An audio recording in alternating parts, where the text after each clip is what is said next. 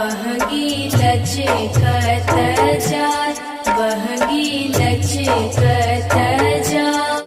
Power star Ritesh Pandey का फिर से एक सॉन्ग आने वाला है दोस्तों आप लोगों के बीच। इस गाने का नाम है घरेलू छठ बरतिया। आप लोग को बता दें कि ये सबसे महंगा सॉन्ग होने वाला है रितेश पांडे का छठ का दोस्तों 2022 का। और आप लोग को बता दें कि इसमें सिंगिंग के बारे में तो रितेश पांडे और शिल्पी राज ने इस गाने को गाया दोस्तों।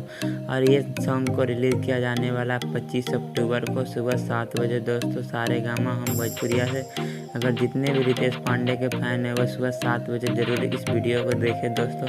और इसी तरह के रिलेटेड वीडियो पाने के लिए चैनल को सब्सक्राइब करें दोस्तों। मिलते हैं नेक्स्ट वीडियो में।